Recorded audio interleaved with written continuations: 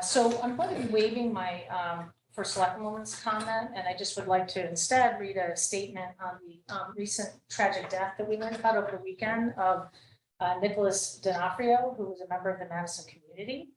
Our hearts were broken to learn of the unexpected tragic death of recent Daniel Hand graduate Nick D'Onofrio. On behalf of the town of Madison, we express our sincere and deepest condolences to the parents, family, and friends of Nick. We want community members to know that support is available to any person affected by this tragedy by contacting Madison Youth and Family Services, and that Madison Public Schools is offering the same to its students and faculty at Daniel Hand High School. Our thoughts are with Nick's family and friends during this difficult time, and we pray the family has the space and support they need as they grieve. And now I'd just like to hold a quick, a short moment of silence in memory of Nick.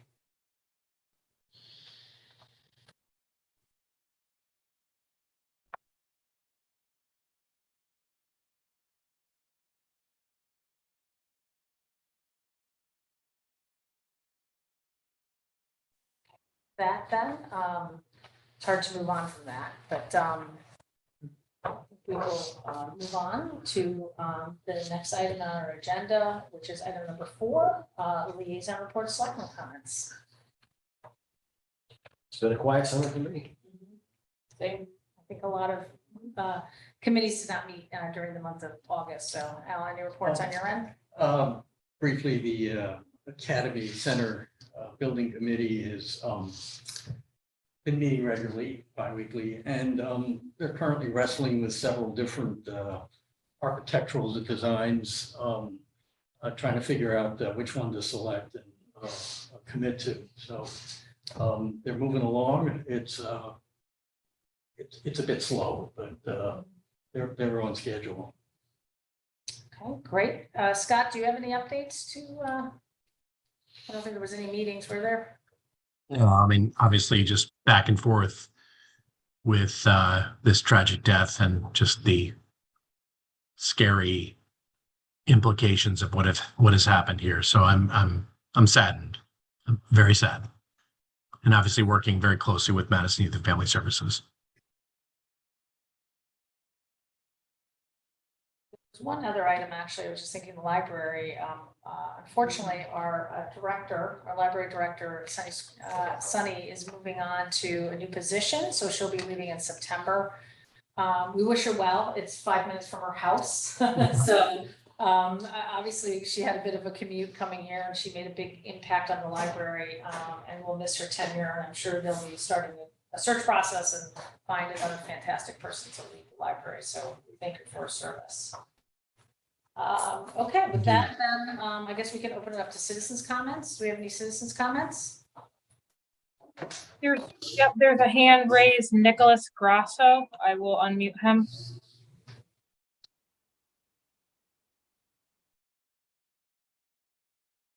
So I think it just pressed the button back. So I'm trying to put my daughter to bed and listen in. So put my hand down. I'm good. Okay.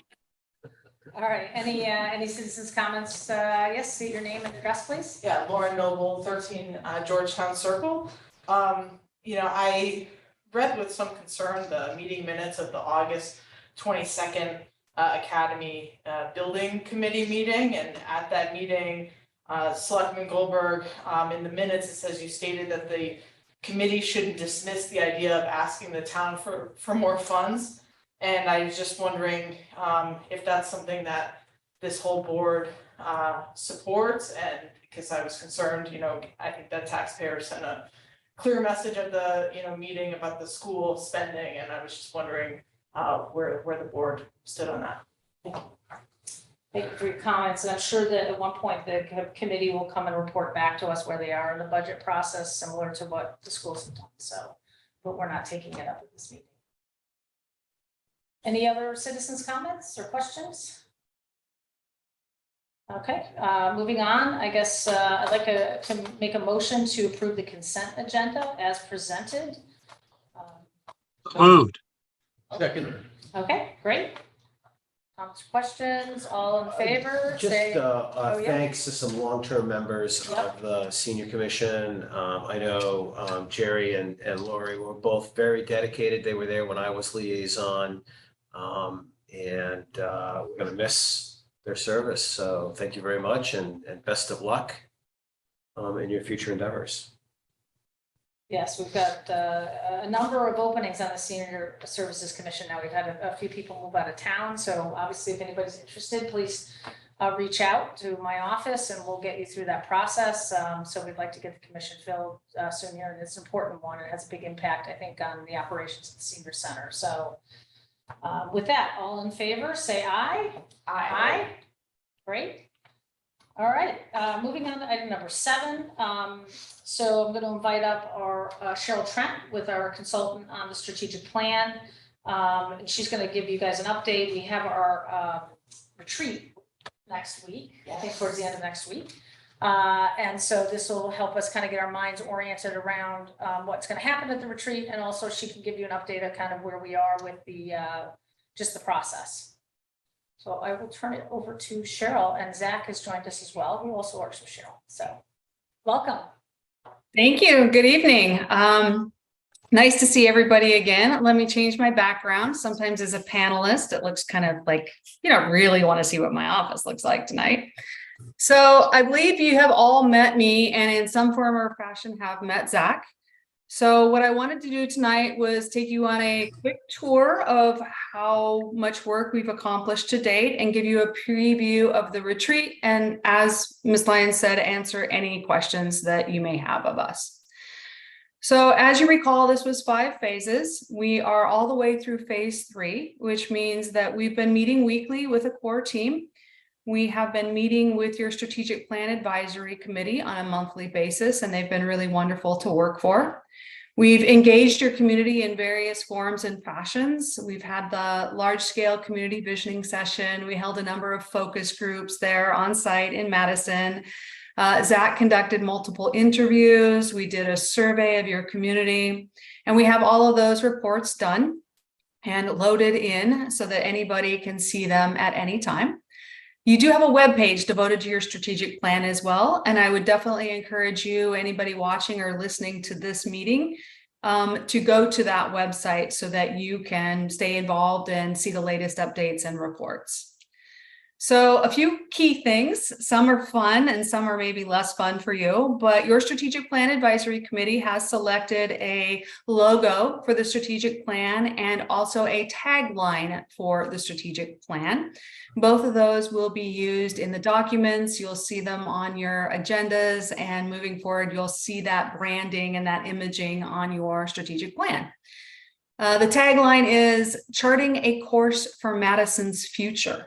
So a very sort of forward-thinking, strategic, if you will, tagline, and I'm really happy that we had the SPAC involved in that.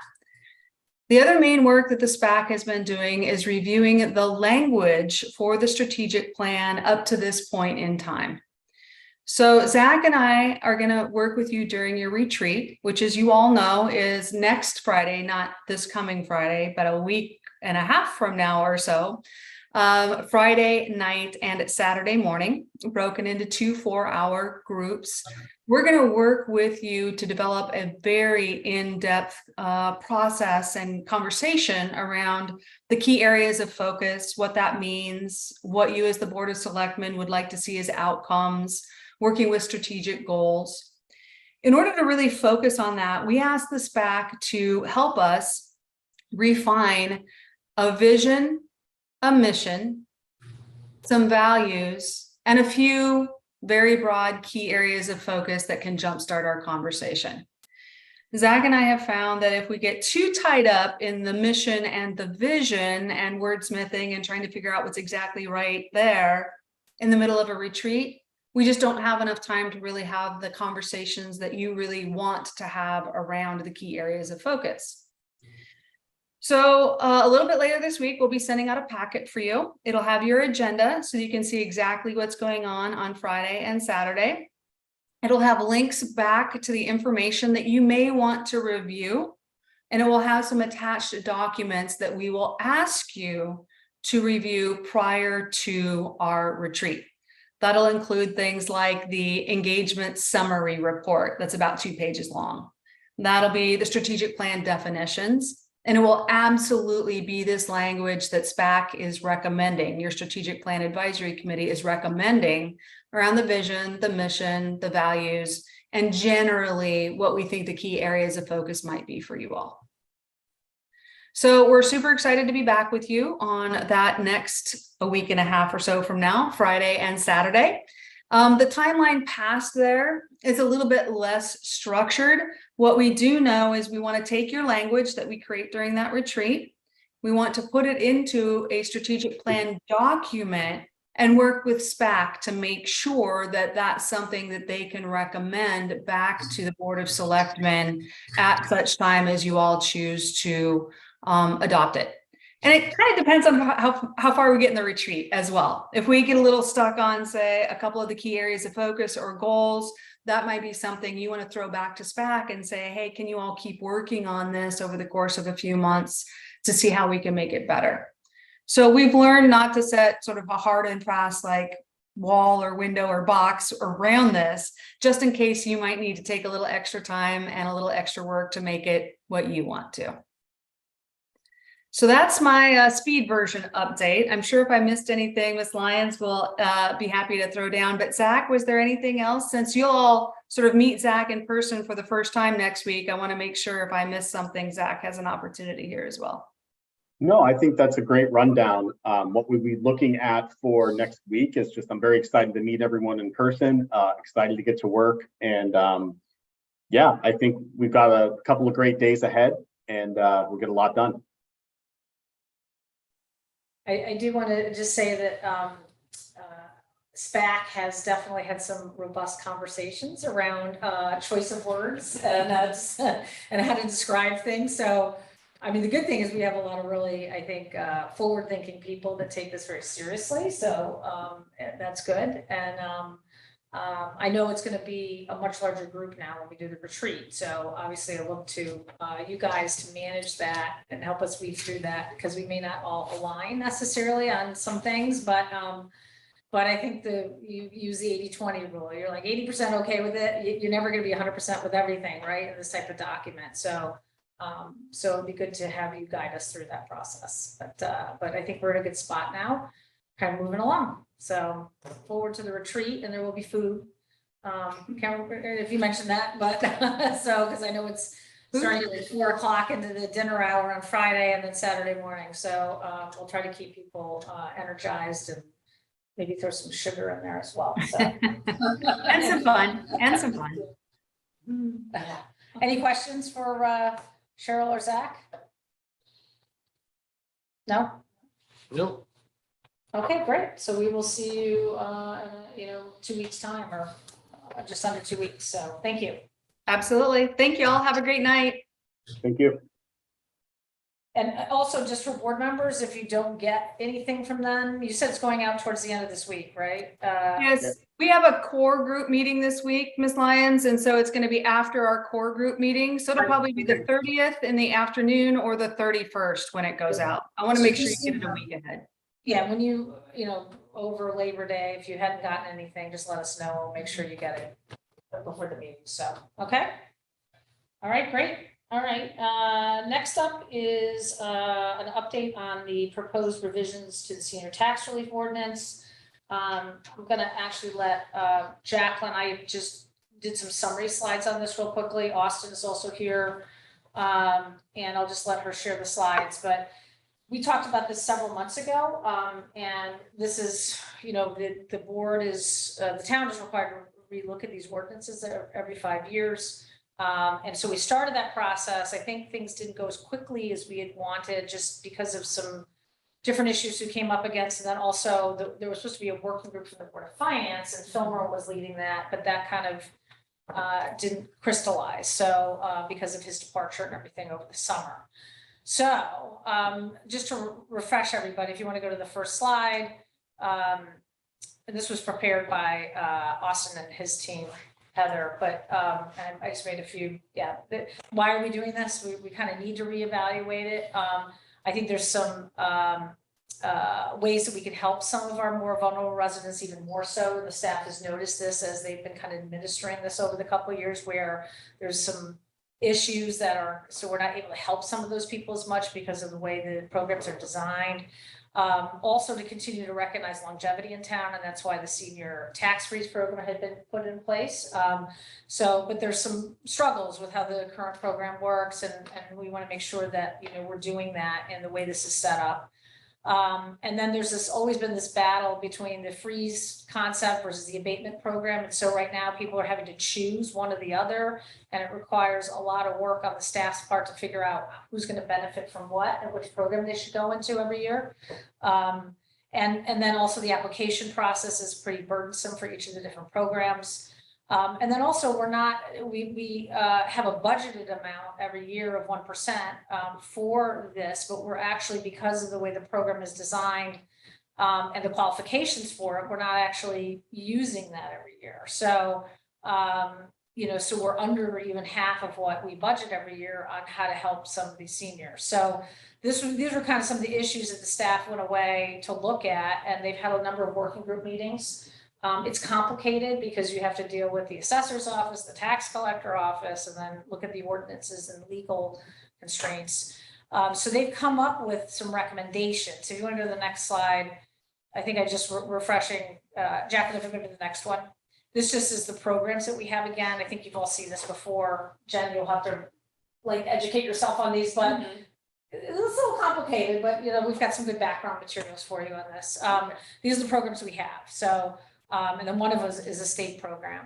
But I think, so going to the next slide, originally the idea was this Board of Finance working group was gonna end up coming up with some, take the first pass, and then it was gonna come to our board and then Board of Finance again.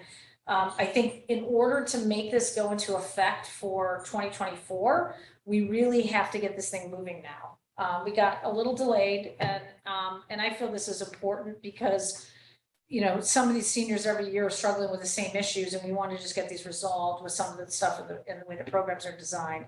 So I'm suggesting that we just, the staff take the draft that they've come up with, and I've had one session with them to kind of go through it. I think there's some question marks on a few things and recommendations they're making. Let the Board of Finance take the first cut at it and review it.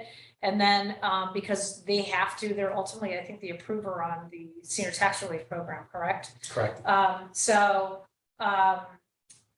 And then let them come back to us with a draft in October, and then we would set it towards the public hearing. We'd weigh in, send it to public hearing, and ultimately we would take possible action in December. So if we can get it finalized by January 3rd, we can actually make this go into effect for February when the application process begins for. It just means though that we're going to have to really fast track it a little bit. So, so this was a suggested timeline we came up with, and we could put this on our meeting in the end of September too, after the Board of Finance meets too, but let them have the first chance to weigh in on what the staff is recommending. So directionally, are the changes aimed at taking out the self-imposed hurdles that we wrote into the first implementation? So a little bit of everything. This is, I think, 7 years, 7 years we've been doing it now, maybe 6. So, we meet with 300 plus individuals a year to apply. And, after the first few years, there's some patterns and, some hurdles that we could fix to make it easier for the seniors, make it easier for staff, help people get the most benefit that they can, to help them stay in their home. So yeah, there's definitely, we've noticed over the, you get through the first 5, that's why we do these reviews. That's why it's important to review the program, to ensure that everyone who's participating can, get the best benefit that they could possibly get. And we think that this proposal that you all will see soon will help us get to that point. Do you expect to be changing thresholds of income eligibility? Yeah, so we're looking, well, the incomes change every year. That's driven by the state? Driven by there's a number that the finance department goes off of. that, Area income. yeah, it's, Yeah. area, so New Haven County, like, Okay, but it's an index that we don't control. yeah, we don't, Right. we don't control that. And, you know, looking at the, assessment of the homes, that's another key factor that's in the current ordinance. That's the only asset test. That's one of the two asset tests is income, and then the amount of what your home assessment is. So looking at those two items as well.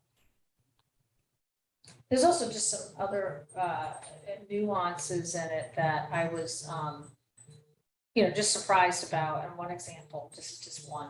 For example, for senior tax relief, for the freeze program, if the house is in the name of a spouse and that spouse passes away, but a couple has been married for 50 years and been Madison resident for 50 years, the other spouse doesn't qualify for the freeze program.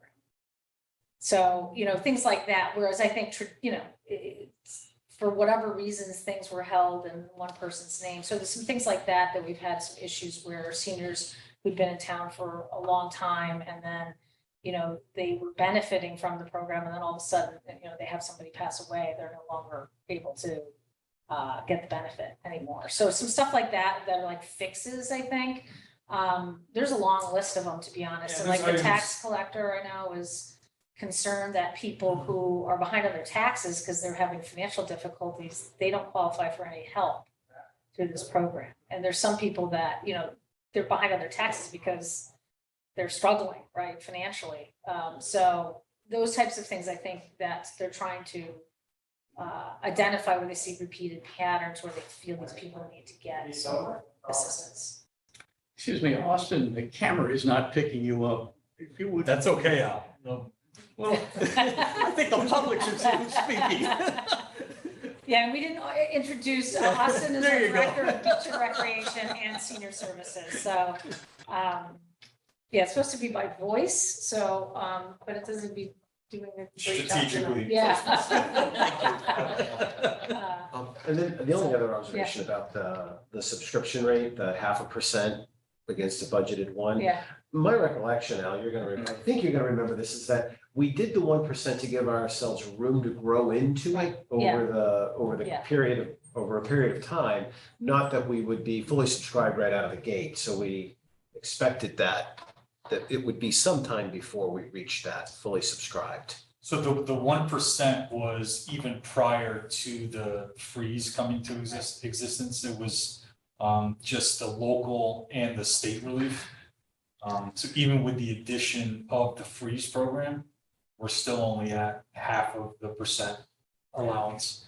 Has the participation in terms of the use of dollars been, what's the trend line? Yeah, so when we were initially putting this program together years ago, there was a prediction that, in 20 years, 10 years, we would reach sort of a milestone. And, come to find out, it's usually more beneficial for the first 5, 6, 7, 8 years for people to stay on the town tax abatement program. And then they reach a point where the freeze becomes more beneficial. This idea that we're proposing would combine the two programs. So not drag it out so long before the freeze becomes where you would gain more benefit than by having the town tax abatement program. So it'll get us there. It's a big improvement, I think. and right now they have to do both, look at both and work through what is going to help get the greatest benefit to the applicants. Austin, how do you measure success in terms of this policy? I understand we're trying to refine it and improve it, but in your mind, how are you evaluating success? So success would mean, we're able to help seniors stay in town with a fixed number in mind. So this allows them to budget more closely so they know what their taxes are going to be going forward. And that makes people feel, secure and able to plan at a time where, you know, they're not working, they're working off of what could be just social security and a small pension. You know, it gives people some seniors peace of mind and allows us to help them stay in town. Thank you. It's well said. But I think when they come forward with a proposal, though, it'll be important to talk about historically, you know, number of applicants and budgeting piece too. And Board of Finance will want to review that. But I think there's just a lot of ways we can make this a much better program for the public. So, and I know that seniors really want to participate, especially the freeze program. That was a huge outcry that we heard from the community, right? But if you make it so restrictive that no one can qualify, you know, that's where we gotta kind of reflect on it and see what do we try to accomplish with it. So, so I think this will be going to the Board of Finance first, and then with the staff recommendations, and they're, you know, they're there to make a recommendation, and then obviously there's some policy questions that will come out of that both boards will have to wrestle with to see. So maybe lest we let everybody come to their own conclusions about who is qualifying, because I think everybody has visions of multi-million-dollar homes and tax freezes.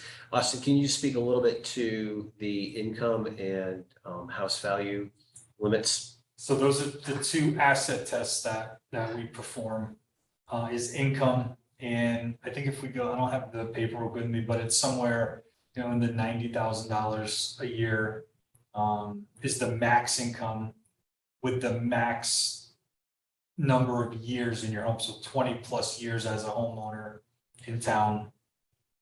And the dollar amount of your income goes up, is able to go up as your years of ownership goes up. And then the home is, I think it's the median home value in town is 400 and change, low 400s. So that's the max of the assessed value that you're able to have. So it's not, I think that's a great point. Thank you for bringing that up. It's not the, you know, $1 million homes. It's very modest homes that people are qualifying on because of that fact that there's a home asset test. And that's important to know, because that, you're right, that people do think that and assume that. Yeah.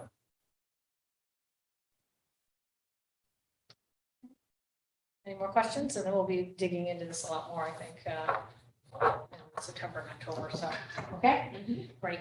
Okay. All right. Well, thank you, Austin. Thank you. And with that, then I guess we can move on to item number 9, which is the update from the new elementary school building committee. So with that, I think we're joined by our consultants, Colliers. And Adam is here, I know, and then Bill McMinn and Graham Curtis. Graham is the chair of the school building committee. And I think was the Seth was supposed to be attending as well, I thought. Sorry, who'd you say, Peggy? Is either Seth or Dr. Cook on? I don't see him. No, me neither.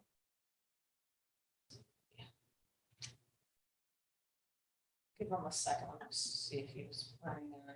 I know that there's been a couple meetings since obviously the town meeting and the committee, as well as the Board of Ed, have kind of taken some time to look at, you know, how to proceed from here. So, all right, well, I guess with that, then I will, I guess, turn it over to Adam, if you were to talk a little bit about kind of, I know, and Graham, I know you guys had a meeting, and then you also, the Board of Ed, kind of came to some conclusions about how you want to proceed. So, Adam, do you want to start through? I know you have a presentation, or? Yeah, I can share my screen and share the presentation, and it kind of steps through sort of the where we've been recently, where we're at, and some of the input from the Board of Education, as well as the school building committee. And then if there are any other topics or questions afterwards, we can fill in the gap as needed. So let me share my screen here.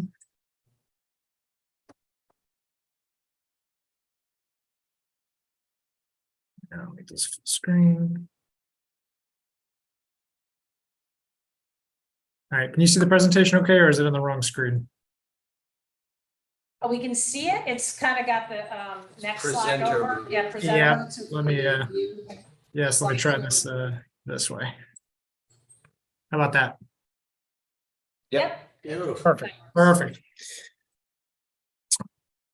Okay, so, Actually, you know what, let me just real quickly, Yep. before we get into this piece, I know there had been some conversation amongst people about, okay, so if the money was voted down at the town meeting, can't we just go to referendum, right, for the extra money? We did, unfortunately, the timing for that to happen, in order to get that on the November ballot, and this is more of a question, Bruce, you had raised, is we would have had to have had a Board of Selectmen meeting and a Board of Finance meeting in the first week of August, and then send it to town meeting and have the questions submitted to the state, I think next week. So you'd have to have what the question would be in order to be on the November ballot. So it wasn't really, because the school hadn't even decided what path it was going to take, the building committee. So in order for it to go on a ballot for November, that would have been the path that we would have had to take, which was quite rapid. So, Yeah. yeah. The window so I of wasn't sure if you were November talking about, I thought you were talking I about was that. talking more in general, the path of referendum. So the other part of the discussion is the timeline to get the school Right, occupied. right, And what happens when we start missing deadlines. Right. Right, so Right. a referendum path is still open to us if we concede the completion date, right. right? Right. So that's, I think, that's Right. the give and take. Okay. All right. Yeah, I wasn't sure if you were talking about now, because I thought it would have been not. No, I think practical we to- would have had to make that decision in Yeah, July. yeah. So, So, okay, go ahead though. Go ahead, Adam. so, so just a brief recap as to sort of how we got here, where we're currently at. And when I say where we're currently at, the project is nearing the end of its final stage of design, which is the construction documents phase. We just received drawings and specifications from the architect and design team, and those will go through reviews and cost estimates to get another touch point as to where the project is in terms of budget. But this slide here represents the data to date insofar as the design development phase estimate, which is where a lot of the numbers you've seen coming across have come from. So the referendum project budget of 61.1 million was developed in early 2021, prevailing market information. It contemplated escalation, but not quite the escalation that came through later in 2021 and 2022, and using, like I said, market prevailing rates at the time in terms of building costs for elementary schools. Obviously, then there was rapid inflation, both across the economy and abroad, and then particularly in the construction industry, outside influences from Ukrainian wars and things outside of anyone's control in the state of Connecticut. And the net result of all that inflation, plus some of the value engineering and design considerations that have been made, resulted in this sort of net $3.5 million that the Board of Selectmen transferred into the project. And then the 2.4 million that has often been referred to is what the representative value of what would have been budgeted if some of the enrollment increase that resulted after the referendum and resulted in additional classroom space being added to the education specifications, if those were known when the project was first budgeted, that would have resulted in an additional budgetary exercise of approximately 2.4 million. So that's where the sort of the breakdown is that resulted in this current project cost estimate of 67 million. And that 67 million is inclusive of all soft costs, escalation, contingencies, things of that nature. So carrying that over, we have the 67 million current project cost estimate after our design development phase. The referendum project budget was 61.1.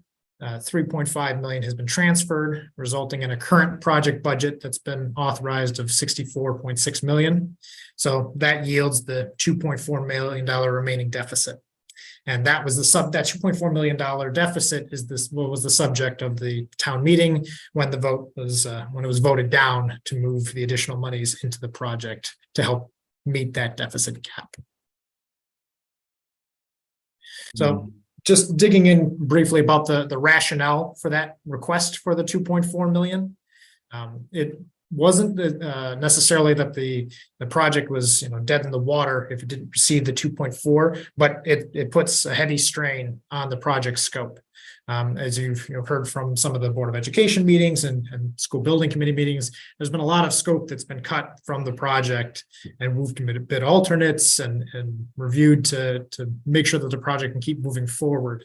So the project can proceed without the 2.4 million in additional funding, but impactful reductions are required. And as we'll talk about here momentarily, just reviewing what funds are held in contingency, what funds are divvied up amongst the various line items need to be reconsidered in order to bring the project back into being flush on paper. To that point, sort of the three reasons that the project wants to ensure that on a document basis, the construction costs, the project costs are all accounted for at this point, rather than just waiting for bids and bid numbers in January. Number one, the Office of Grants Administration, who administers the grant, which through the town of Madison will get the reimbursement. They review the project along the way, and then ultimately that grants administration office identifies if the project is allowed to go to bid underneath the provisions of the state grant program. And one of the things they look at is cost estimates. We're required to submit them at each check-in meeting and determine that if the cost estimates and the project design is in alignment with the budget. If they're grossly out of whack, the state can come back and say, well, you're not ready. You don't have your ducks in a row. Why would we let you go out to bid for a project that you can't readily pay for? Secondary, the school building committee wants to have all the funds secured and allocated as part of best practices. Obviously, you want to make sure that you can pay for bids if they come in alignment with estimates. And then also, it's just good practice for bid packaging and getting competitive bids. Obviously, bidders pay attention to what's going on with major projects, and if they're not sure a project's going to go forward, or if there's questions about funds, or if they're going to get partway through construction and not really be able to manage the project, they might hedge their bets on bidding and produce less favorable bids for the town. Accordingly, so this $2.4 million deficit that's been mentioned, that needs to get addressed, and that can happen through a combination of things, but effectively it's some combination of value engineering, budgetary review, owner's contingency funds, and if required, a potential major redesign in order to cut broad strokes of the project out. As of now, the plan is to proceed. The Board of Education and the School Building Committee have met several times since our DD estimate, and the ultimate decision from the votes at both groups was to continue with the project as designed in its current form and function. Obviously, there's value engineering and smaller cuts, but in terms of overhauling the design, stopping progress, and not moving forward, that has not been the recommendation out of those various groups. As of now, no major redesign is intended to take out classrooms or get rid of geothermal or anything of that nature. And as I will mention here shortly, there are implications to stopping and trying to do some sort of major redesign. At the Board of Education meeting last week, the BOE has drafted and sent a letter to the School Building Committee confirming their desire to have the 4 classrooms that were added as part of the projection increases. They want to keep those in the scope of work. The big topic that was discussed at the meeting was student-teacher ratios and in anticipation for cohorts of children to come down the road and making sure that there's enough room within the building. There was also at that same August 22nd Board of Education meeting, there was a reaffirmation from the BOE to help support project costs by confirming the School Building Committee's suggestion for add alternates to help reduce some of the baseline scope of the project and try to bring back the scope in alignment with the budgetary estimates that were being received. So with this process, there's no delay anticipated with bidding. There's no delay in the start of school, assuming construction proceeds as normal. And there's no self-imposed costs for consultant change orders or additional escalation for waiting or things of that nature. The project is still proceeding along the intended path as it was since the project started almost a year and a half ago. So on the flip side, just to bring about the discussion of, well, what would happen if the project stopped now and it did some sort of major overhaul to eliminate the classrooms or geothermal or something else substantive? Largely, it's a function of delaying the project and incurring costs. Right now, we've just today, I sent documents to our estimating teams. So if they were to stop today and not go through that exercise, there would still be a number of months for any sort of substantial redesign. Again, removing whole classrooms from the project or geothermal or something of that nature. Obviously, the intent by chopping out some of those major elements would be to save several $1 million. But even with that effort, just by delaying by 3 months to do redesign, and then incurring extra escalation costs, and incurring ad service changes from our architects and all the other consultants, that would have offsetting costs that would take the amount of scope that you took out and reduce the net value of what we're talking about. So, for example, again, I mentioned that delaying the process to redesign would add another 3 months before we'd actually get bids. That would result in 3 months of escalation. Perhaps most impactfully, that would delay the school year to the next calendar school year. The result of trying to do this project is that you have a bunch of redistricting that needs to go on. So even though there might only be a push in the schedule of 3 months, that effectively pushes you out an entire school year because you don't have the opportunity to move in the middle of the year during a holiday break and over the winter months or something of that nature, because you need to go through a redistricting exercise. So even a small, seemingly comparatively small change of a couple of months can have large impacts on the end result of opening school.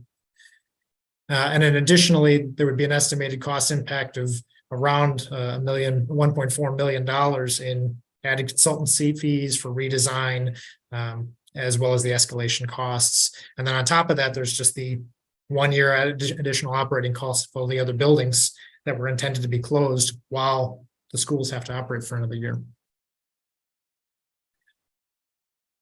So obviously the delay and the additional cost is not something that's desirable.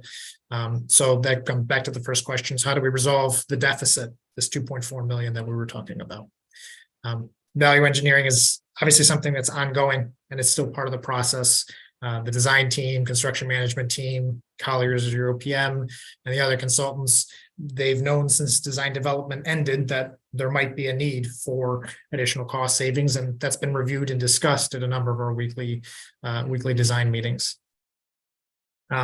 So to that point, the team is still looking, but it's very unlikely that $2.4 million is going to come out of simple value engineering. That type of money would need some sort of substantial redesign at this stage of the project. An additional item is budgetary revisions. And what I mean by that is reviewing, now that we've gotten some of the consultants on board and we're a little farther into the project, are there components in the original budgetary allocations within the project budget as a whole that can be reviewed and sharpening the pencils, so to speak, on what's allocated where. So the example would be for the architect fee, there was a certain value placed at the beginning of the project. The architect's fee came in under budget by a couple $100,000. It's contracted. So that couple $100,000 can be shifted up into construction to help resolve that construction cost estimate. And then finally, owner's contingency. So right now, the owner's contingency is 4.2 million or $5.2 million. That reflects a value of about 10% of the current construction cost estimate, which is a typical value for a project of this type and size in Connecticut. Typically, these funds, the intent is that you don't use them until you're in construction for items that come up in construction, items that are discovered, as the town thinks through the project and any betterments that it might want. But those funds are flexible based on what the town's priorities are. So getting down to just math at this point, the intent would be, as of right now, to enact those budgetary revisions, which is about $300,000 that have been currently identified. There are more that are forthcoming, but right now they haven't been finalized, so they can't be officially moved. And then make up the remainder of the $2.4 million deficit by shifting money from the $5.2 million in owner's contingency into the construction budget to resolve the construction budget issue. Overall, it's a net zero change to the project budget as a whole. It's just a function of eliminating a budget overrun in the construction phase due to escalation, due to the items that were unforeseen, by taking that money from owner's contingency and shifting it up into the construction budget. There are still opportunities to reduce the amount of contingency that's needed to make up the gap. For example, there's additional VE at the construction document phase. The team has targeted about 300,000 at this point before even seeing the final drawings coming out yet, as well as items such as insurance. The town is currently getting quotes for some of the insurance requirements that will have builder's risk insurance, where there's maybe $10,000 or $20,000 there that might be able to be shifted up, assuming quotes match other recent projects. There's also potential additional savings through financing. There's currently a budget of 1.7 million for bonding and financing. The town staff is looking at that value now that we're a little further on to see if that entire budgetary value is still needed, or can that be pared down and reduce some of the contingency required to make up the gap. Even at a $2.1 million owner's contingency shift, there would still be 3.1 million for owner's contingency left going into construction. So it's not like we're scraping the bottom of the barrel and there's nothing left. It's just not the number that would be recommended at the start of budget when you're going through the process. So it's, again, there's still funds left going into construction to account for unforeseen conditions and items that come up in change orders and things like that. So by and large, that's the update that the school building committee wanted to share, just because there's been a lot of discussions lately around the budgetary shortfalls, and you see newspaper articles coming and talking about this meeting or that meeting, and there seems to be a lot of, and rightly so, some confusion and hesitation around. You hear construction projects in other towns that come in wildly over budget, and the bids come in and everything is problematic. So it was important to share how the project is addressing very, very real market concerns in the construction industry, but showing how the budgetary shortfalls and design decisions and scope considerations are being baked into the process moving forward. Thank you. That was very helpful. I think, at the end of the day, until we have real bids, we won't know where we'll come out. We could be blown out of the water with the real bids, right? This is all based on estimated budgets, and I think they've done a reasonable job trying to accommodate the 2.4 million, that so that people feel confident if we send out a big package, the town will be able to somehow fulfill the obligations on that. So I do have one question. When we made the decision to move the money out of the Polson project over to this project, part of that discussion, and I think I brought it up, was why can't we use contingency money as part of that process? And categorically, the answer was we can't. So I'm trying to understand today why now that's on the table as an option. I think I'm not. the discussion was a much bigger gap that we were trying to fill. So now we still have contingency left. Well, but there was there was like a $6 or $7 million gap, which is a much bigger number to fill, but we were able to, cover a chunk of it. Now we're down to 2.4 million. Now you can look at some of the contingencies, some other areas to work away on it. I'm with you on that, because that was part of the discussion leading up to us voting on taking the 2.4 to a town meeting. Right. You asked that very question about contingency and we were told no. Right. So, Yeah, if I can interject, I'd probably answer the question. It's never a good idea to use contingency before you get into construction. And that's, and in as much as we had, $2 million in the, unfunded balance, it made perfect sense, to the classroom. But that having, been denied, I think we have to move forward. Delaying or doing anything else time is not on our side here. If we, we have a bidding market, we're teed up to get this, we have a lot of momentum, and I think it makes sense to proceed. 3.1 is, less than 5.1, but we're committed to continue, and we're still trying to find, $1 million of that somewhere else, some other sources, as Adam mentioned. Graham, is it the recommendation of your committee to move ahead? Yes, you keep momentum. I think it makes perfect sense. If I can relay the story of what happened in the library, we had concerns at the library. We were, under budget. We put out a lot of, bid alternates, and we were 2 million. We had a $2 million shortfall. We cut, and we opened up 2 million under. Now that was a different time, maybe, but typically the estimators are somewhat conservative. I can't guarantee that would happen. But in that case, we were, we ended up being $2 billion under on the estimate on the bid, and we ended up putting some of the money back in there, and we didn't have to use any of the contingency. So that being said, things are crazy now with the bidding market. But I think timing is more important now than anything. We got this is the perfect time to go to bid, and when contractors are trying to line up their work for the following spring. And I think that the goal is to put the best package forward so you get the most bidders to work hard to be on a project, right? So that sets us up for getting better people. So I think all along, because I know a lot of people are like, well, it's all speculation. I'm like, well, you have to take a package that works and has a real budget attached to it, and that you have funding for it in order to get people to come up and actually bid on the project. So the gap is so much smaller now that I think we're finding ways that we can address it. I think I would reframe it. The goal is to build a school that is a good school for the next 50 years. Because what we build, we're going to live with for 50 years.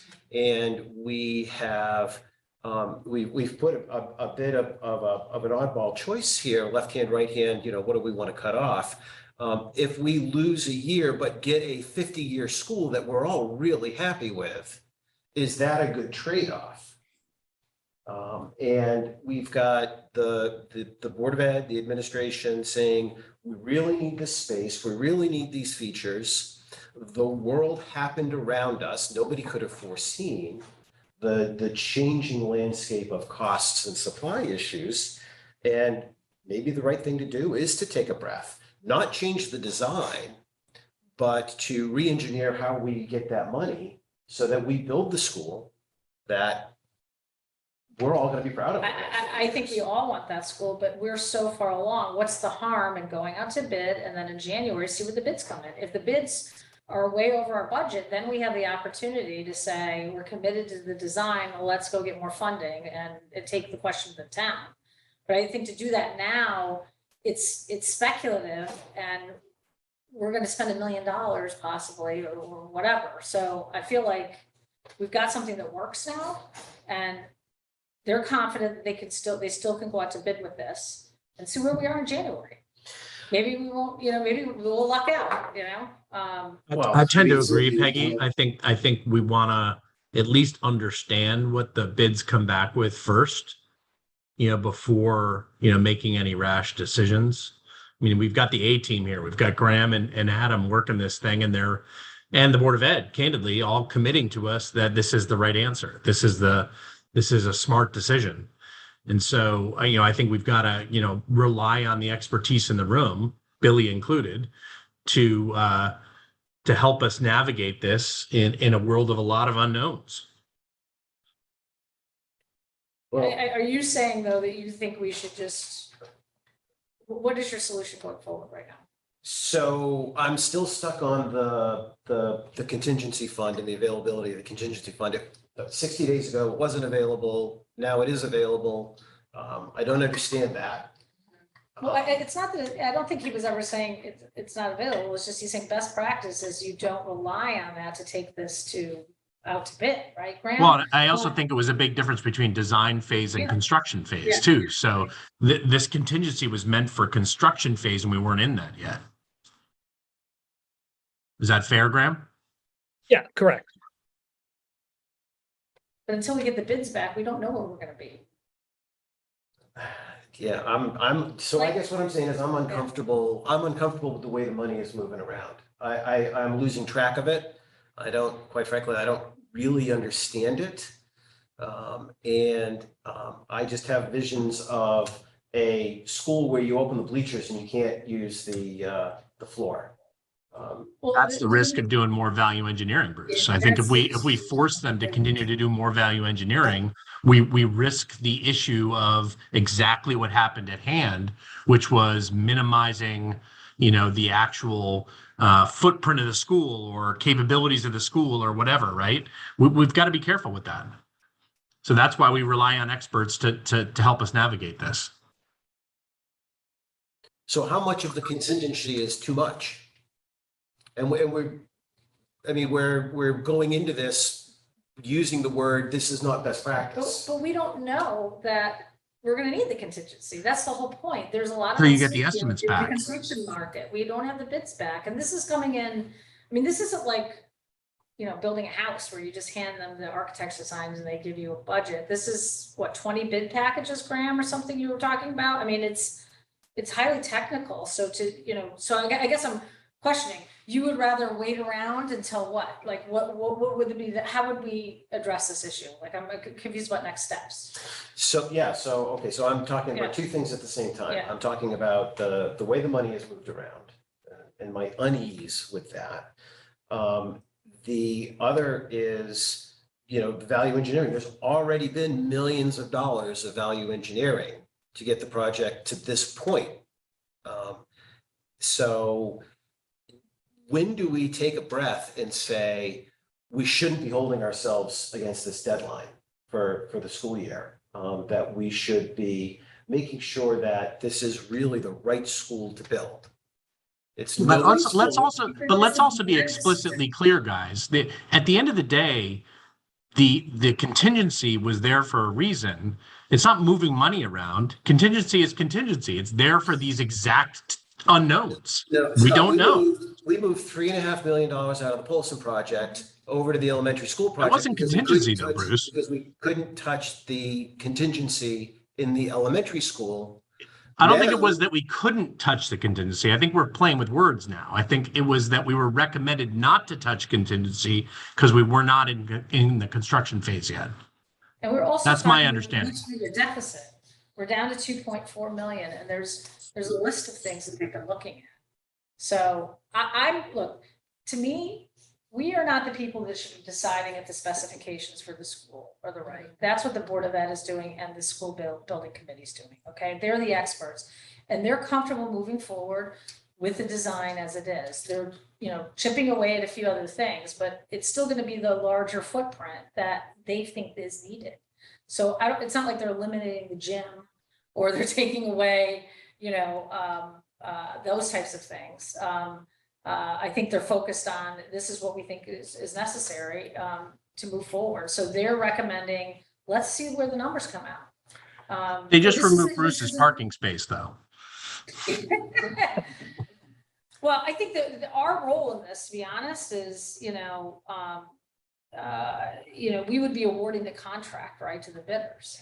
So, but they need to feel comfortable that we're going to be supporting the process that they're going through now. And I understand that by going out to bid, we get more information. and we're not committing to anything. I don't understand how pausing gives us more information.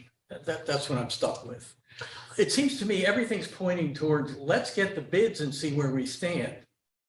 Maybe we can. Okay, so if the bids come in lower, do we return money to Polson? We have a conversation if the bids come in lower. I think it's another data point. Yeah. I think we have to wait till we have the data to make an informed decision. Then why do we need to move money over from Polson Because he just explained at the beginning, you have to go out with a package that's pretty much there. Okay, now we had a $6-7 million gap. That's a bigger, in my view, budget gap to explain to the public or to the bidding process and to the state. The state might have said, that's too big of a gap. How are you going to cover that? So we showed how we're covering it, but now we're down to 2.4 million. They've identified some things already. We're hoping we can save even more with some other assumptions on financing and things like that to trim it down. And then we'll see where the bids come in. We were at about a little over 5 million in deficit. There's 5.9. Before the I add-ons. thought it was 5.9. Seth is here, by the way, and he's raising his hand. I don't know if that would be helpful or Sure, Adam. no, Seth, Oh. the Board of Ed chair. Adam's got his hand up as well. Well, Adam can talk too. So I wanted to chime in about to give a sense of how when Colliers develops a budgetary exercise for contingency and how that number comes about. You know, it's not just a raw 10%. And that it might be helpful to understand that breakdown insofar as answering the question, how much contingency is too little contingency to move forward. With the development of owner's contingency, sometimes it's looked at as construction contingency and owner's betterment contingency. And you can basically look at it as sort of a 50-50 split, roughly. Going into a project obviously depends type of project, what kind of scope is there, what kind of expectations there are. But point being is that the construction contingency is intended to cover those big scary unknowns with change orders that come up. You know, there's unsuitable soil, or there's some crazy some other unforeseen condition that arises through nobody's fault but is owed money to the contractor. And then the other component of that is owner's project contingency. And while that often covers things like additional consultant needs and things of that nature, often that's for betterments that arise that as you go through the project, you see, you know, gosh, we really want another 5 chairs in this room. And we really want, you know, this type of wall feature. And it'd be really great if we had extra windows here, because now that we're looking at it, we're thinking how the teacher's going to use the room. An extra window here would be really excellent. And all those things get baked in because invariably those get asked. And when you're talking about a building for 50 years and you're thinking about how you want that room to function, it's very difficult for anybody, let alone, you know, teachers that are working, town staff that are working, to look at a set of drawings and instantaneously know everything that could be beneficial for the use of the building over those next 50 years, 75 years, 100 years, whatever, while they're looking at drawings in between doing their day job to get comments back to the design team. So some of that contingency is to help bake in some of those, let's call them nice to haves as you move forward. You don't need them in order to open a school building. You don't need them necessarily even to run it well, but they'd be good. They'd be beneficial to the project. So when we talk about the numbers that I've shared on the screen today between, you know, moving 2.1 and still having 3.1, that 3.1 is still more than the 50%. That would be for the construction portion of contingency. Again, there's no hard set what's construction, what's owners, but to give the flavor of how that number is developed in terms of contingency, that's a more typical breakout. So once you start tapping in over 50% and you start eating into what the construction contingency is, then there's increased risk that something might come up in construction that the town doesn't have funds to pay for out of the project budget. And now all of a sudden you're trying to go out to referendum or shift money around or whatever to cover a construction issue in real time while they're trying to build out in the field. And that's the major concern. And so the contingency budgets are intended to have a little bit left over, so that way you never run out of money as you go through to the end of the project and some amount of money is returned. Obviously, you don't want to return 4 million of 5 million, because then you've been wasting the opportunity to build a building that you want. But there's some room in there, so that way it's not, you know, at the end of the job, you're not down to your last 20 grand and hoping that there's not another test needed as you go to finish the project. So again, that's not a hard and fast rule. Everything needs to be evaluated as you come through. But in terms of trying to address the question, is too much being taken out? If we were, you know, trying to move enough money and there would only be $1 million left, this would be a very different presentation to the group than there is with, you know, 60% or whatever that percentage is of contingency left to still handle the unknowns. It'll just be a function of tightening the belts throughout the construction project to ensure that the asks or the hey, would this would be nice to have, hey, this would be good, really scrutinizing those. And there might be more no's than there might have otherwise been if escalation hadn't hit the project. Adam, I'm curious, does this change our decision-making criteria relative to the bids that are coming in? Meaning, you know, as we get these 20 plus bids, you know, coming in, do we start looking at the lower cost ones? As opposed to, how does that adjust our thinking?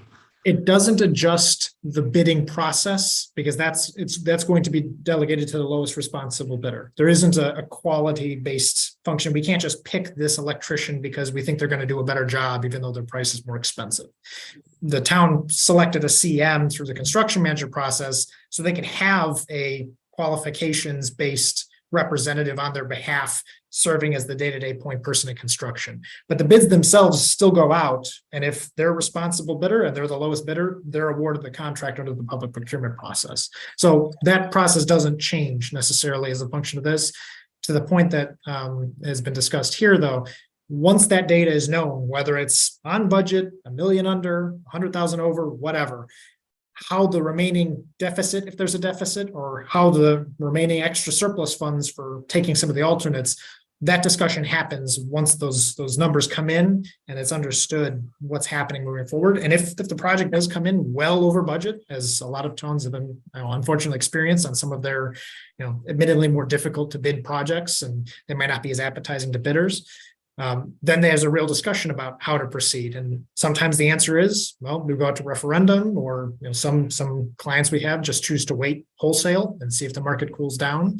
But the recommendation that Colliers, and I know just discussions with Tecton and Gilbane is that standing still and not having getting additional information or not proceeding to get those bids to do something, it rarely works out. Because you're basically gambling against the market, that the market is going to be favorable just when you happen to go to bid at a later date. And although, I put up the slide about redesign, of substantial redesign, chopping out big portions of the building, that is a strategy. I've been a part of projects where that's been undertaken, but I personally have not had a client that said, yeah, I'm really glad we took the time and we redesigned everything, because you're trying to ski uphill. You're incurring those 1.4 million in costs or whatever the end result might be. Now you're trying to cut more than 1.4 out just to get any sort of net savings. And the clock is ticking, and inflation doesn't stop while you're trying to redesign the building. So that's sort of the basis for the recommendation there. And I hope that provide a little more insight as to how that contingency is funded, and try to get a sense of, where the project is at in terms of use of that contingency. Well, I think it would be good, Seth, if you could talk about your board's discussions, because I think, do you feel that what would be going out to bid is a substandard building now? Or do you feel that it meets the needs and is not cutting corners too much? Well, thank you all, and I apologize. I missed the beginning of this discussion because I am out of town and I was at a business dinner and I had to rush back in to get on, and then had trouble getting onto the internet at the hotel. So I apologize. I'm kind of coming into this midstream, but what I will say in direct response to what Peggy just asked is, our board just voted on August 22nd, last Tuesday, to make sure that we give the message by letter and to the school building committee that our biggest priority is making sure that the school can accommodate the number of children that we anticipate coming in as students in the very near future. And the school will be built and opened hopefully by the fall of 2025, and we're looking at increased projections and enrollment in 26, 27, 28. So we really perceive a premium on making sure that the school building can fit the number of students we have coming primarily. So in addition to that, we also voted to send a letter to the SBC that we already sent, that indicated our interest in ensuring that we have the 4 additional classrooms, because we see that as primary. Then we also had a separate vote we had a discussion, and we decided not to vote to necessarily take items out of the ed specs at this time, but to also indicate that there were 3 major items in the ed specs that we were willing to make subservient to those additional classrooms.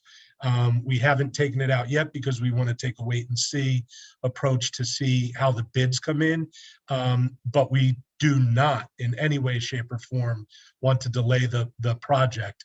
What I would remind you all is it's somewhat easier to say, well, let's wait and see what's going on here when you're talking about a single building, but we're talking about a complete district realignment, and it's a lot more moving parts. And if we don't hit the September 25th deadline of when we want to go live with this, it's going to be very costly, and it's going to be very difficult to conceive of how to, move the moving parts around with transitioning students in various schools. So that is an unappetizing possibility.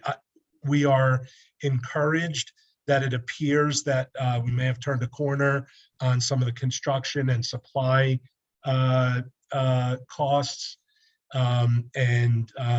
We're hoping that ours being a more attractive project, according to Graham and Adam, that we might get decent bid prices. And if all that happens, we really should come in where this needs to land. And, we don't really see the need to delay. So unless you have other questions, that's our statement for the board. I would applaud the Board of Ed for putting a stake in the ground and communicating clearly what its priorities are. I think that's exactly the role that you should be having. And if you didn't hear it before, Seth, what I was trying to say is this is a 50-year building, and it's probably more important that it gets done right and to the true needs of the district than to a particular calendar date. With all of the assorted costs and inconveniences that it brings on. May I respond to that really quick? Sure. I think the general consensus of the board, and we didn't take a vote on this, but the board has been pretty much in lockstep and from discussion and on the record and that sort of thing. I think that we are resigned to the concept of let's not let the perfect be the enemy of the good in that regard. There are certain of the ad alternates and bid alternates that you could conceive of building later if you even decided to go with them. There are some, we do feel that we need the classroom space. And beyond that, we need to open in September of 25 because everything, all the moving parts that fit together. So, this is not in any way, shape, or form a repeat of the high school 22 years ago or whatever. We do feel if we get the additional classrooms and where we land after the bid alternates start coming in and the bids start coming in, and with some contingency, we do feel we're going to have a wonderful school building that we can be very proud of. Thank you.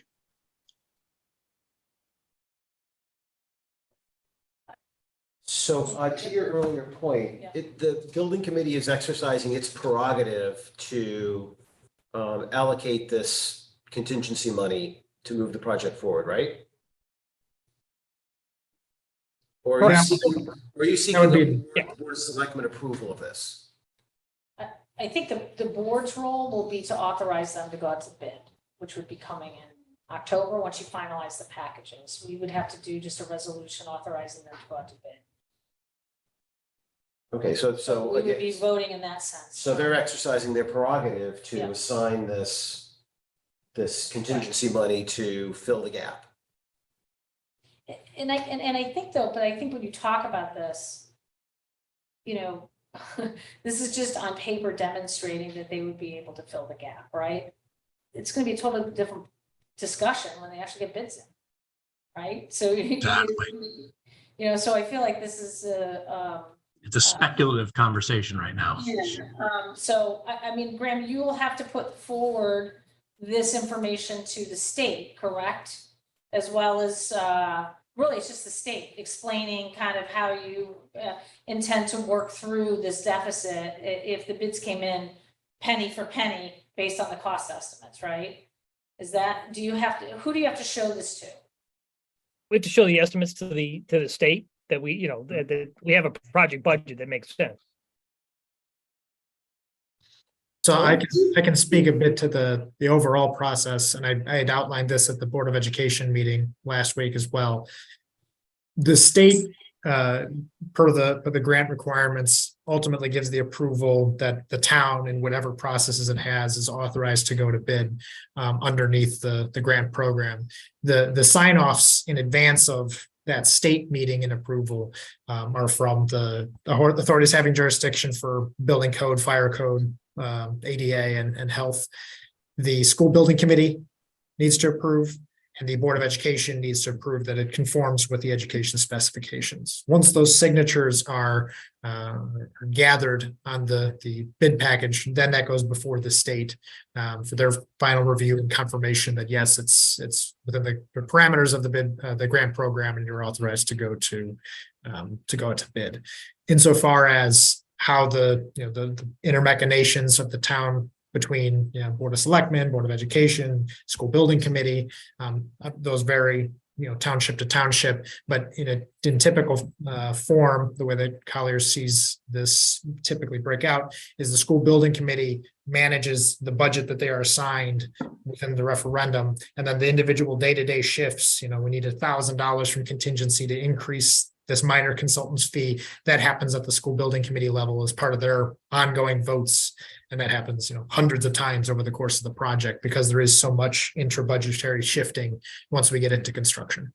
So Adam, when I spoke to bond counsel, I was under the impression that, and maybe it was just a recommendation he was making, I'll double check, that our board would want to grant some sort of like resolutions, for the bid, to go out to bid.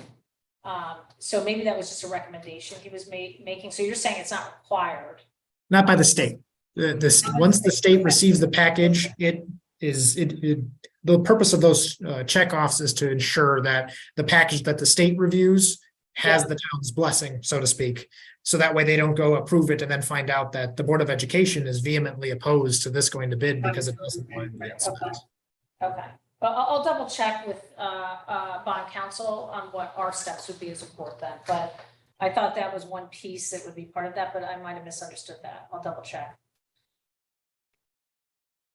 So I think though, that's where I think it's important though that we understand how this is proceeding, right? And then eventually the bids are going to come in and then we're going to be hopefully they'll be within budget, and then we can move forward with, because we do ultimately award the contracts.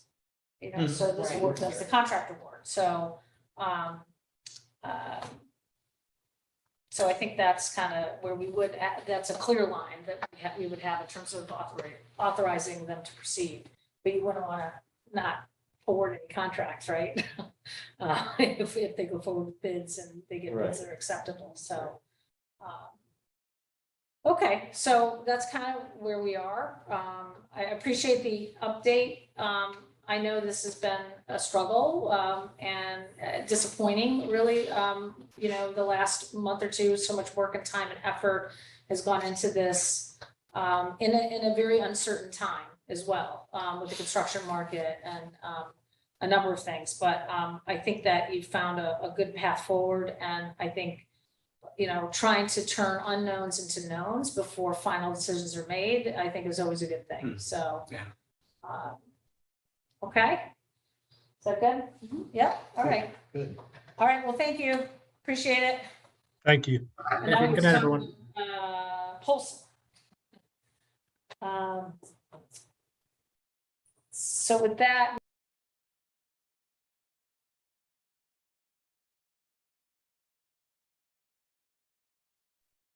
Did we just get killed off the meeting? Something you said. I think Peggy hung up on us. Jacqueline's on, so we have Jacqueline. She's running the meeting. So we all in favor? And is this about Polson? Do I need to be on for this too? Yeah, if you don't mind. No, I think that would be super helpful. I just want to make sure I don't. I think we had a lot of people getting added, but we got dropped somehow. Yeah. We'll be back. Do they know that we're on? Okay, now they do. Guys, can you hear us? We couldn't, but we can now. We got dropped, I think, Yeah, accidentally. sure. You hit a button. I think one of you guys, I'm going to blame it on Bruce, but hit the button. Bye.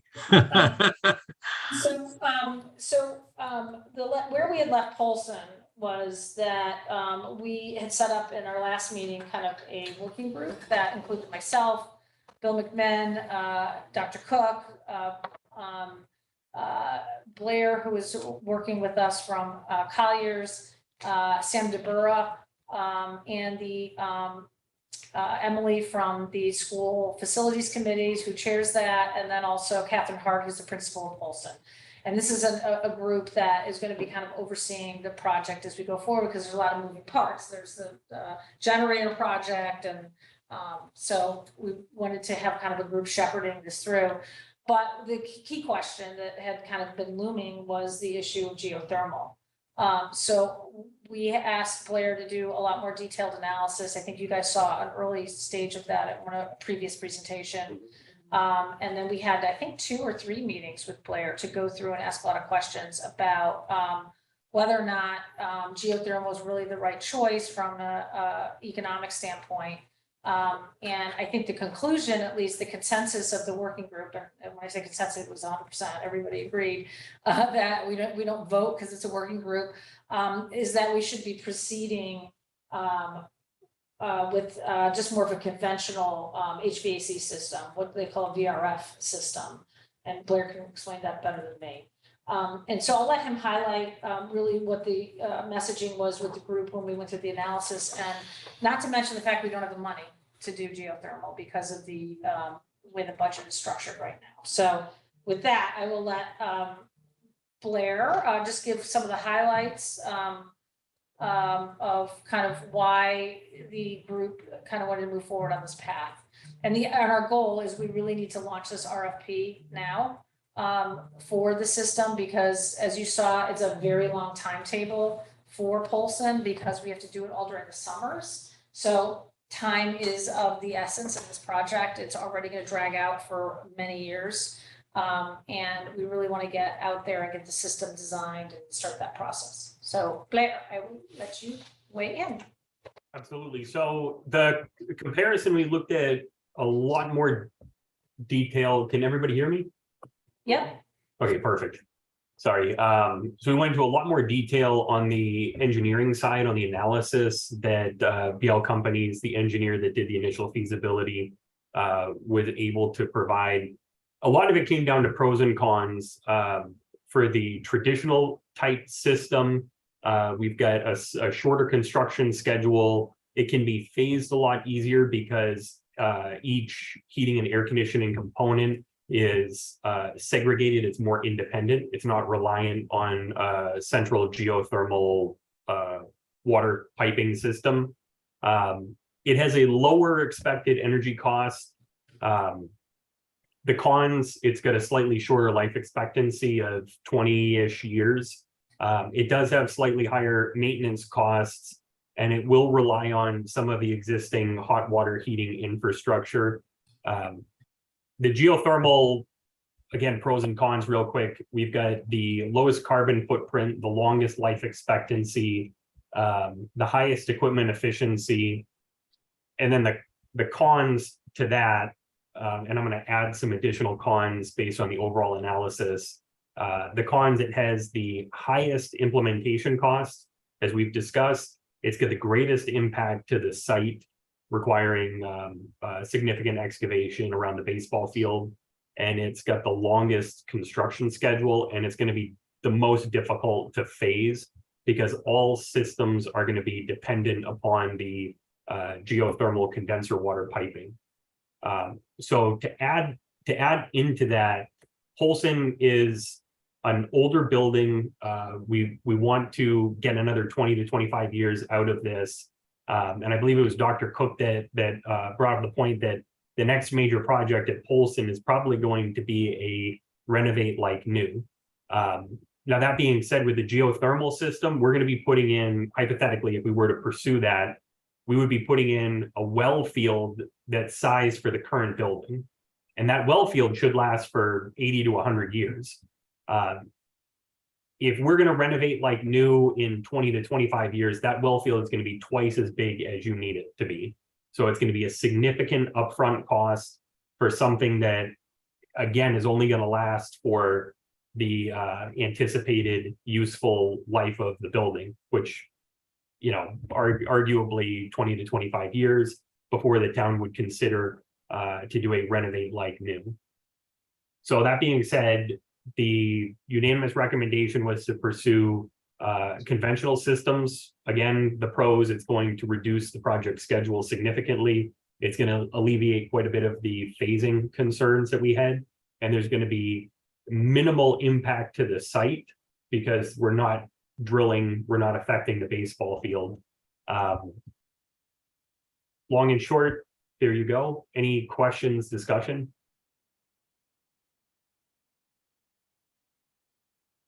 I think we talked a lot about this in the last meeting, I know, but then we went away and really dug into the details, did a lot of cost analysis. We looked at the electricity because we generate there, but I think at the end of the day, it's tough to make this work, that site. Okay. I know Bruce and I have long been advocates for using a geothermal system wherever possible, but I think Blair makes a pretty good case. The useful life of this building is an important limiting factor here that to me weighs heavily against making this larger investment in geothermal. So for this particular project, it seems to me the geothermal system is less defensible than some of the other projects that we may be talking about. So I think Blair's analysis of the 20 to 25 years, the useful life of this building makes sense to me that we shouldn't overinvest in the geo exchange system for this particular building. And that was a piece of information that we had been missing from previous discussions as well. And, you know, I know it was something that we pondered on, we just didn't have an answer to the question. You know, what was the Board of Ed's expectations for, and the school system's expectations for how long this building would be online? Well, I think that would have been good information to have at the referendum as well.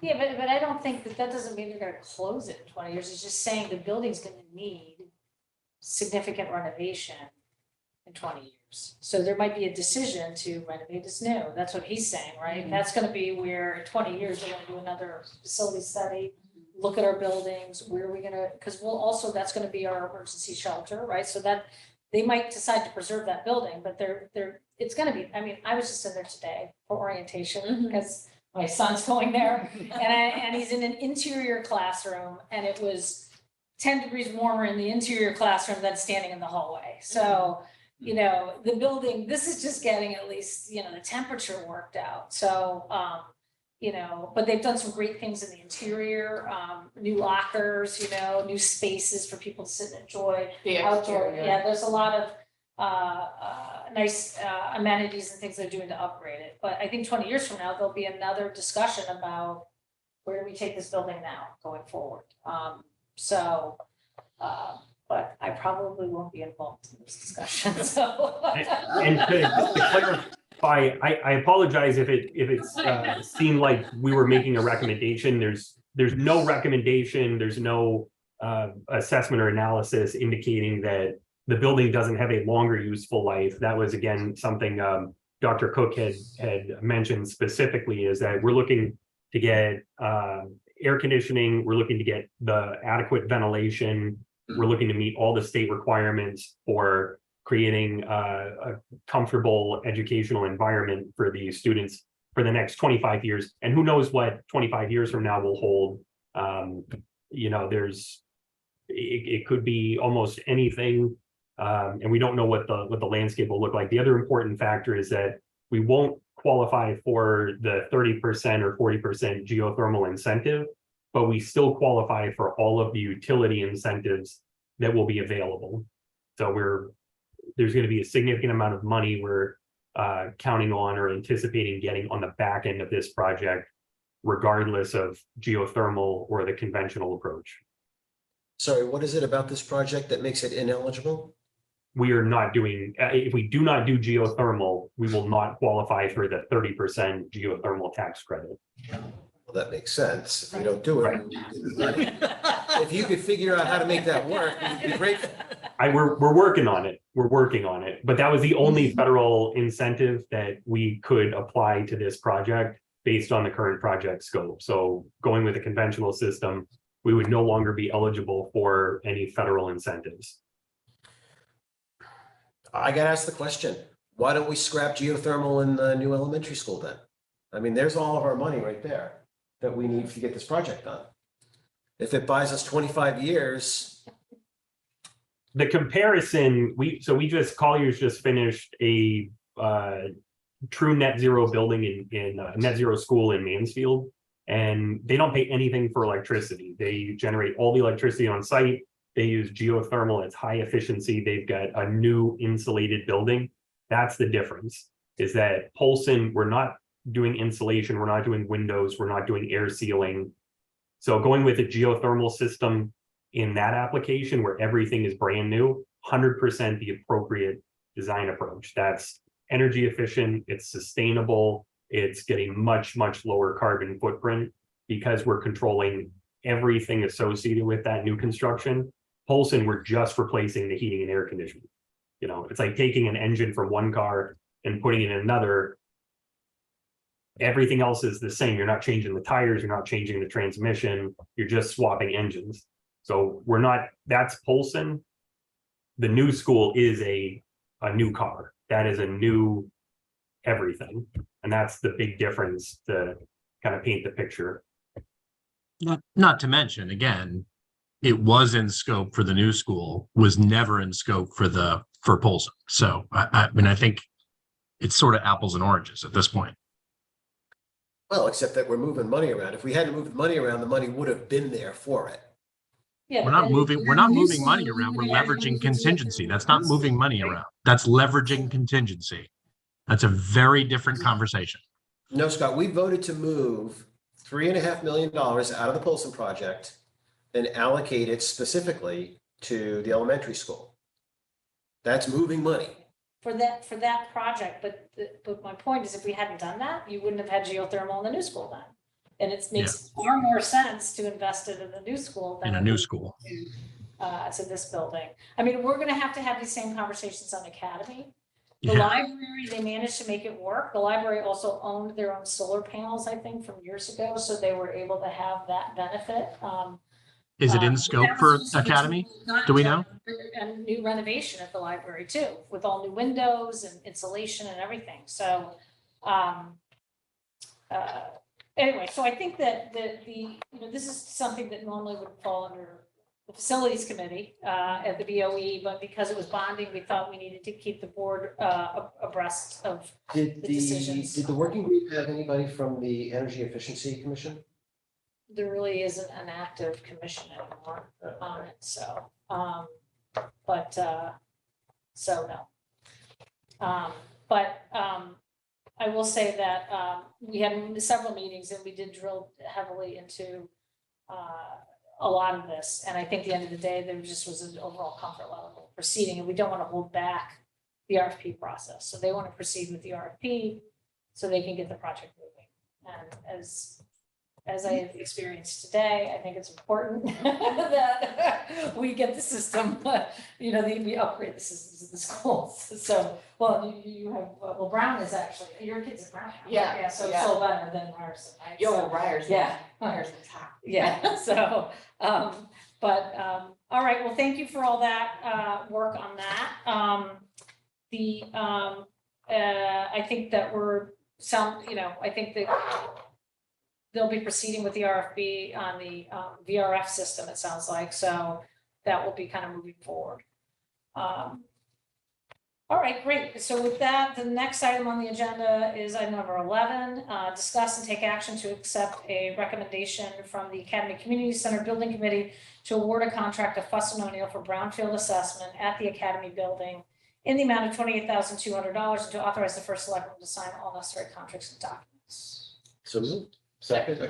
Okay, I don't think this really needs much. This is just to do this assessment, so they need to award the contract. With no questions going forward, all in favor, say aye. Aye. Okay, great. Okay, item number 12 is the draft citation ordinance, and this had come at our last meeting. I think I had requested that it would be the board that would appoint the people, and then like the first selectman would then pull from the list, whenever there was a need for a hearing officer. So that was the edits that were sent around to you.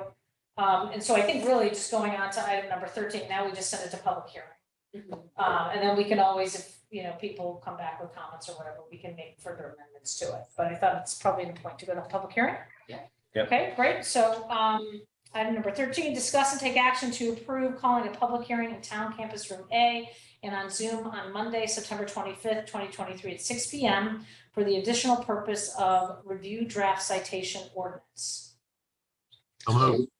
Second. Okay, any further discussion? All in favor, say aye. Aye.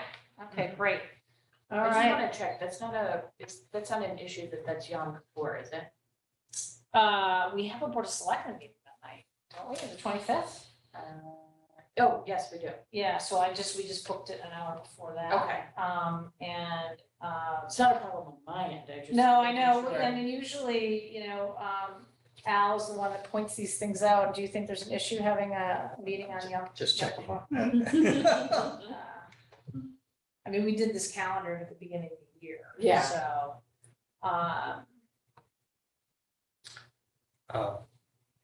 I don't think so. The holiday ends at sundown. We're gonna be meeting at sundown. okay. We had talked about it, Peggy, when we approved the calendar. We did talk about it, yeah. Sorry.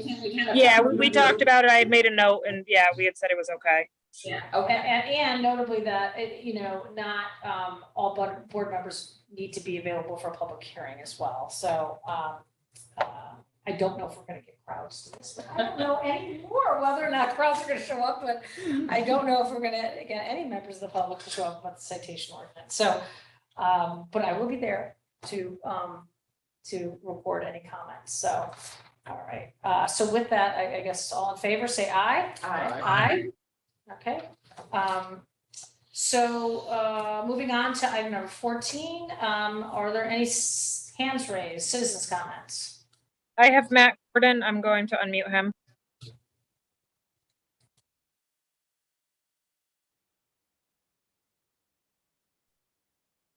Hi, everyone. Can you hear me? Yep. Yeah. Yes, indeed. Okay, awesome. Thank you. And thanks for your time tonight. Thank you for your service. I just want to go back to the discussion with Colliers about the 2.4 million for the school. I look back at the video that's on YouTube for June 28th at the special meeting discussing this. At 1 hour and 9 minutes into the recording, Bruce did directly ask the question about using contingency funds, and Graham did not answer Bruce directly on that. And then the board moved on. So personally, I think tonight's meeting will be very disappointing to many people in town because, as it turns out, not all alternatives were truly looked at. Thank you. Okay, thank you for your comment. Any other public comment? No, okay, with that. Sorry, so there's no other hands raised. Okay, great. Yeah, there's no one here in the audience.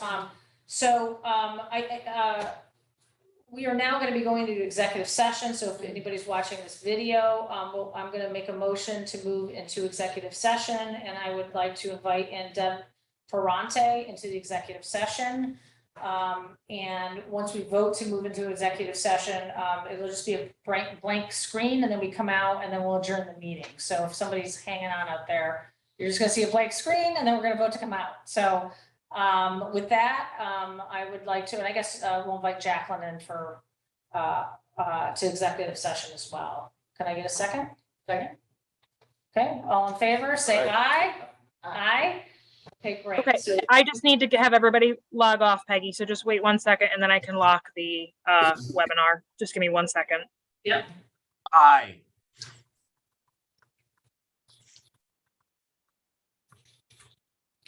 Need to get the recording, the live streaming off too. Yeah, she takes all that off, so. I think she's getting people off. Yep, I just got everybody off and I'm just locking it so nobody can get back in. Hold on. Lock webinar. Okay, awesome. All set. Go ahead. And oh, let me stop recording. Recording. Thank you. That's the big one.